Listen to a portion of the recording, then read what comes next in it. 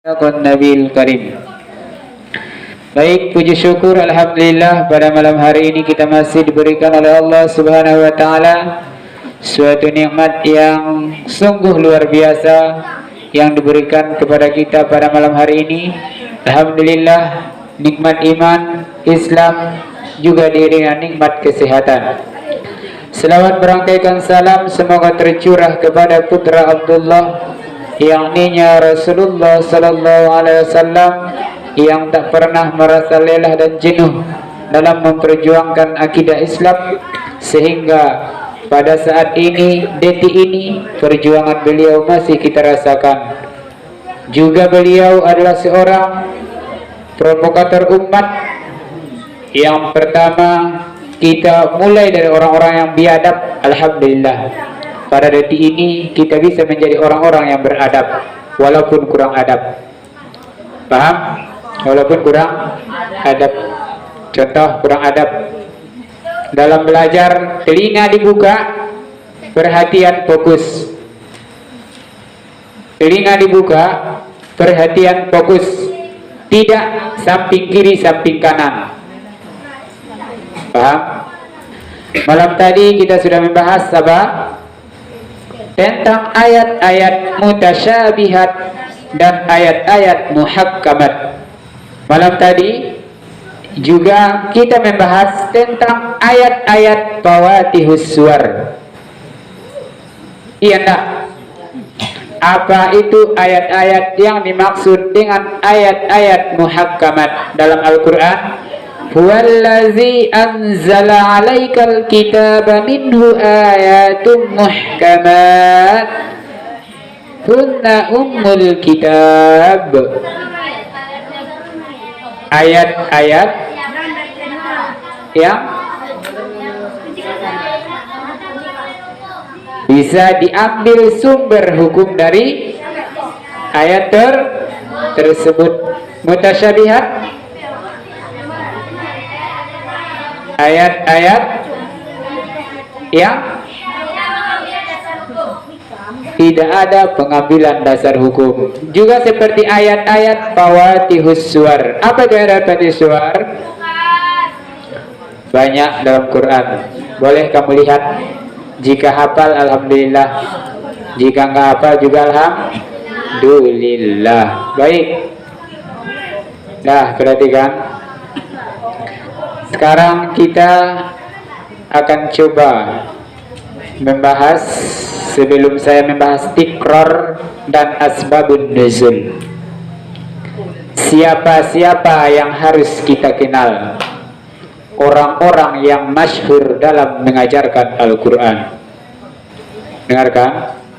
Siapa-siapa sahabat Rasul yang betul-betul masyhur dalam mengajarkan Al-Quran. Perhatikan. Ada 7 sahabat yang terkenal dalam mengajarkan Al-Quran. Tulis. Ada 7 sahabat yang terkenal dalam mengajarkan Al-Quran. Siapa sahabatnya? Tunggu jawabannya, saya bacakan. 1. Ada 7 sahabat yang terkenal mengajarkan Al-Quran. Siapa itu? Siapa kira-kira? 1. Utsman bin Affan. Tulis. 1. Utsman bin Affan. Sehingga sampai detik ini Al-Quran diberi gelar Rasyam Utsmani. Utsman bin Affan itu adalah khalifah yang ketiga. Siapa yang dimaksud dengan Khulafaur Rasyidin? Perhatikan. 1. Abu Bakar As-Siddiq. 2. Umar bin Khattab. 3. Utsman bin Affan. 4. Ali bin Abu Thalib. Dengarkan. Di masa Abu Bakar Al-Quran tidak sempurna pembukuan. Abu Bakar dipanggil oleh Allah berpindah ke khalifah yang kedua, namanya Umar bin Khattab. Juga nggak sempurna, kemudian beliau meninggal. Berpindah ke siapa? Utsman bin Affan. Di masa Utsman bin Affan sempurnalah pembukuan Al-Quran, sehingga diberilah gelar Rasam Utsmani. Paham? Yang kedua, orang-orang yang masyhur dalam mengajarkan Al-Quran adalah Ali bin Abi Thalib. Tulis. Ali bin Abi Thalib itu siapa dia? Menantunya Rasulullah. Apa kata Rasul kepada Ali? Apa kata Rasul kepada Ali? Saya gudangnya ilmu, kata Rasul. Engkaulah pintunya, wahai Ali. Yang ketiga, Ubay bin Ka'ab. Ubay bin Ka'ab itu orang-orang yang paling masyhur dalam mengajarkan Al-Quran. Ingat, perhatikan. Yang keempat, Zaid bin Sabit. Zaid bin Sabit itu termasuk sahabat Rasul. Yang kelima siapa? Ibnu Mas'ud. Boleh kamu lihat beberapa hadis, beberapa kitab hadis itu banyak sanad hadis an Ibnu Mas'ud. Ibnu Mas'ud. Yang ketujuh, Abu Darda.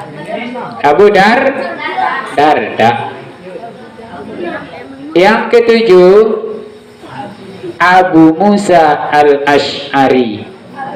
Abu Musa al-Ash'ari. Inilah orang-orang yang paling masyhur dalam mengajarkan Al-Quran. Kemudian perhatikan, di antara mereka yang paling terkenal dari kota Madinah, kira-kira siapa? Ini dari kota Madinah lagi.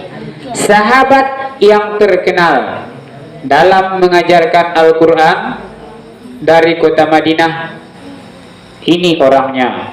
Ada 10 sahabat yang terkenal dalam mengajarkan Al-Quran dan menghafalkan Al-Quran dari golongan kota Madinah.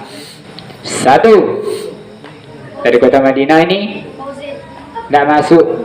1, Ibnu Al-Musayyab. Yang kedua, Urwah. Yang ketiga, Salim. Yang keempat, Umar bin Abdul Aziz. Sulaiman dan Abha. Ya, Abha. Keduanya anak Yasar. Sulaiman dan Adha. Yang keenam, siapa dia? Mu'az bin Al-Harith. Yang ketujuh, Abdurrahman. Yang kedelapan, Ibnu Sihab. Yang ke-9, Muslim bin Jundab. Yang ke-10, perhatikan, Zaid bin Aslam. Mereka juga memahami ada namanya qiraah sab'ah. Mereka di antara sahabat-sahabat yang paling terkenal dalam mengajarkan Al-Quran. Mereka juga memahami qiraah sab'ah. Ketika kamu mendengarkan ayat-ayat dibaca oleh qori, wadduha wal-laili idza saja, ma wadda'aka rabbuka wa ma qala, walal akhiratu khairun laka minal ula. Jangan kamu salahkan, kamu yang salah, tidak ada ilmunya. Paham? Jangan disalah. Itu namanya qiraah sab'ah. Kata Nabi, bacalah Al-Quran itu dengan 7 bacaan. Tapi ada tempat kalimat-kalimat tertentu yang harus kita baca dengan qiraah imam qiraah sab'ah. Imam qiraah sab'ah atau bacaan qiraah sab'ah. Satu. Imam Nafi. Yang kedua Ibnu Katsir. Yang ketiga Abu Ammar. Yang keempat siapa? Ibnu Amir. Amir. Yang kelima Asim. Seringnya jalan ditempuh akan menjadi jalan itu bagus, enggak tumbuh rumput. Kemudian hafalnya kaji, dek seringnya diulang. Kadang-kadang dalam Al-Quran surah Ar-Rahman. Apa arti Ar-Rahman? Jadi orang-orang yang terkenal itulah para sahabat. Kemudian di saat itu dicarilah orang-orang yang penghafal yang paling terkenal lagi. Dari Mekah siapa? Dari Madinah siapa? Dari Basrah siapa? Dicari saat itu. Jika tidak dicari orang-orang yang paling masyhur saat itu, atau orang-orang yang terkenal penghafalnya saat itu, Al-Quran itu bisa tercecer ayat demi ayat. Kenapa? Karena saat itu Al-Quran belum dibukukan. Sedangkan sekarang Al-Quran telah terbukukan. Di rumah kita ada masing-masing punya Al-Quran, iya nak? Tapi sayangnya satu, nggak pernah dibuka. Al-Quran tetap utuh baru. Seperti apa dibeli, seperti itulah sampai saat ini. Iya nak? Malahan ada yang paling aneh, lebih mulia tempat sepatu daripada tempat Al-Quran. Kalau dibilang mantap, berarti sudah tidak waras lagi. Nah, sementara aku tinggalkan, kata Rasul, dua sang pusaka, bendera sang pusaka. Jika mereka berpegang teguh kepada yang dua, pertama Al-Quran dan Sunnah Rasulullah, mereka tidak akan pernah tersesat selama-lamanya. Iya nak? Betul? Al-Quran adalah dalil mutlak, kebenarannya 100%, tidak bisa diganggu gugat. Juga pendukungnya hadis Rasulullah. Hadis Rasulullah juga bermacam ragam.